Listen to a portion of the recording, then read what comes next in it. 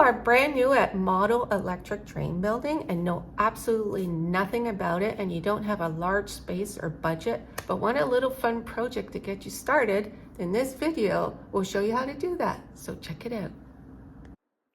This project came about because we had to get rid of 95% of our stuff moving to Spain, which included all of our Christmas stuff. Our house is a lot smaller now. There's no room for a new Christmas tree.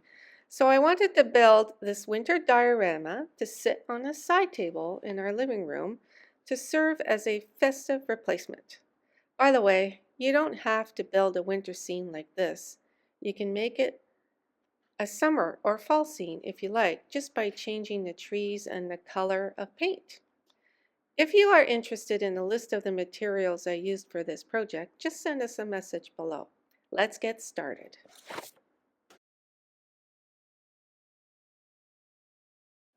The first step is to take 5 to 10 minutes to draw a simple, basic sketch. I knew that I wanted a big mountain with lots of pine trees, a tunnel, a chalet at the top with people, a skating rink. Think also of what you want to put on different levels. I initially had a ski hill going down the side, but I couldn't find little tiny ski people, so I took that out. This is my quick sketch, a simple track that goes in a circle through a mountain. The next thing to do is to lay out your track plan on a level surface, either on the floor or on a kitchen table, and measure the length and the width, or in my case, I had a circle. So it was pretty simple. I did a diameter of 24 inches, and I added a little bit extra on either side to make it 27 inches. Then I went to the local building store and looked for a material that I could use as a base. I ended up using corrugated plastic, but you can do it on 1/4 inch plywood as well, which is just as good.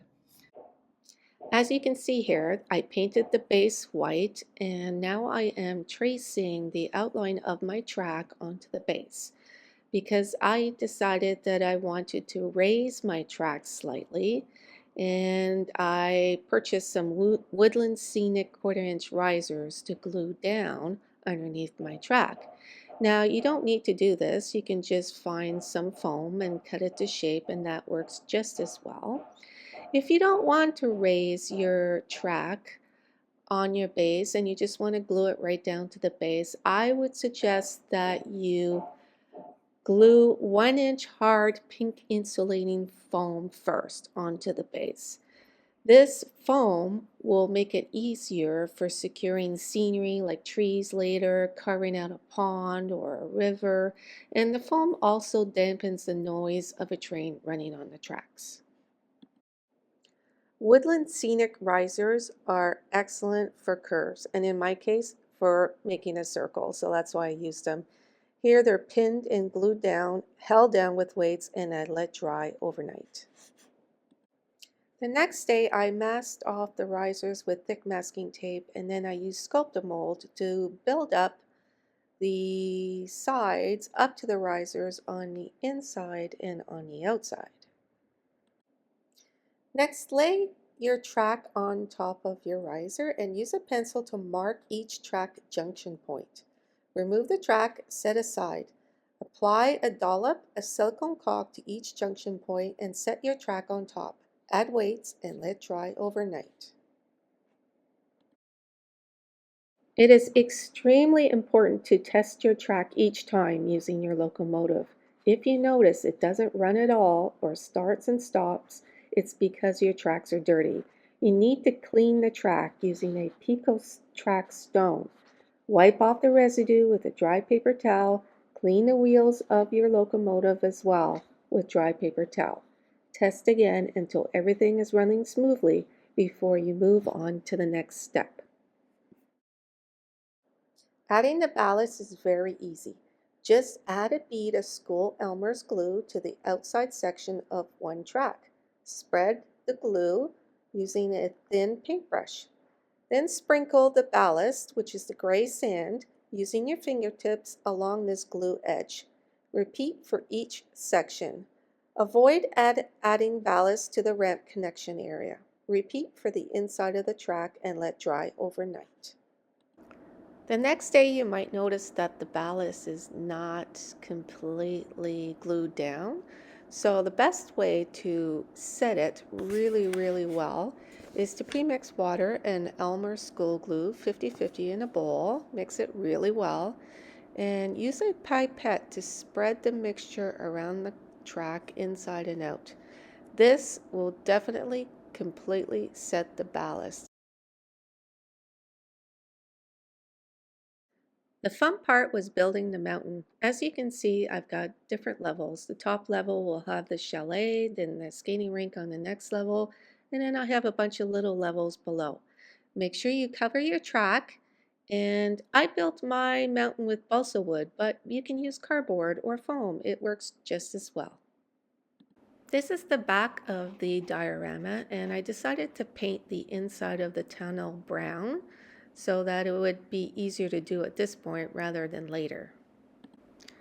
This is the back of the diorama, and what you see here is the electrical hub set up inside the mountain because I wanted to connect some lights. So what I did was I used a very long, really wide drill bit, and I drilled through the plaster mold, went under the track into the mountain to hide the hub in there. So to get the wires under the track, I used a very wide bubble tea plastic straw, and that made it a lot easier to slip the wires through to connect to the hub. I only used one hub, and this hub has 4 light ports and 1 auxiliary port for an external switch, which I'll show you a picture later. So 4 light ports because I have a chalet that I was going to put lights in, a truck that has front headlights and back headlights that light up, which is really cool, a little tiny Christmas tree that lights up, and I was going to add also 3 lamp posts, which I will connect together into the 4th port. Now, before applying the plaster cloth in the next step, plan ahead some access ports. So especially access ports to your tunnel in case of derailment. You want to be able to get in there and grab your trains if they fall off the rails. And I put another access port into my mountain at the back for easy access to the electrical. Make sure your hand can fit into these access ports, obviously. If 2 hands can fit, even better. Here I'm getting ready to add the plaster cloth to the mountain, and as you can see, I've kind of filled in some gaps with some cardboard. I did some weaving, and this will make it easier for the cloth to be applied. And in order to protect the track even more from drips of water and glue, I put a green cloth across through the tunnel. Here I'm getting ready to apply my plaster cloth, and this stuff comes in a big long roll, and what I've done is I've cut it into 3 different size shapes. This stuff is super messy, so just beware, and I also used a paint tray with some water. So what you do is you just take a piece of cloth, you dip it in the water for like 2 seconds just to get it wet, pull it out, let it drip for another second, and then apply it to your mountain and shape with your fingers. I wouldn't recommend pouring the leftover dirty water down your drains because that might clog your drains. So I just threw my dirty water in the garden, or maybe you can flush it down the toilet too. This is what 1 layer of plaster cloth looks like. I overlapped it, but it kind of looked thin to me, so I decided that I would add a 2nd layer, but that was a big mistake. Don't do that. It did not work out for me. Here is the back of the mountain. You can clearly see my access port into the mountain and my access port to the tunnel, and you can also see the wires coming out. This large cave at the front of the diorama will have a bear family, so a little scene in there. I also purchased a couple of tunnel portals made of plaster, and I've glued those in there. Here's a better look of the complete diorama. I had to put it out in the sun to dry because it's very humid here and it wasn't drying inside my little studio. I wanted to add some texture to my mountain, and my husband lent me his rock mold. So you just mix some plaster with some water, pour it in there, let it set overnight, pop them out the next day, and then you can attach them to your mountain using some Sculptamold, and it looks really good.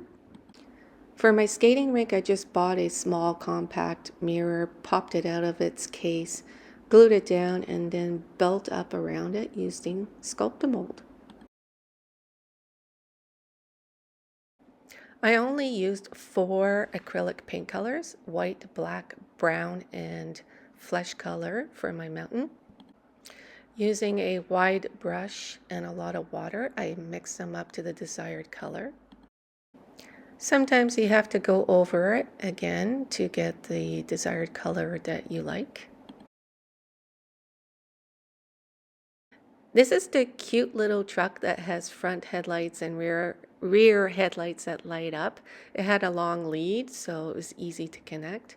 The chalet was easy to connect as well. And the 3 lampposts were connected together to the hub. My little Christmas tree that lights up had really short leads, so I had to buy linker plugs to extend those, and that worked out really well, and it's super easy to connect. This is the external switch that I was telling you about. I glued it onto the back of the diorama, and this switch operates all of the lights at once. It is connected to the auxiliary port of the hub. Here is a picture of everything lit up.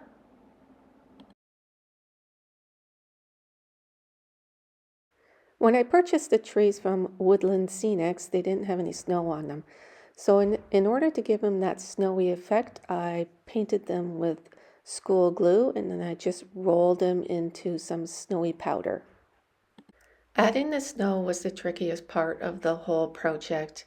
People probably have different techniques, but what worked for me was I would add some snow, and then I would spray it with isopropyl alcohol, and then I would use a pipette to dribble a 50-50 mix of water and Elmer's glue on top.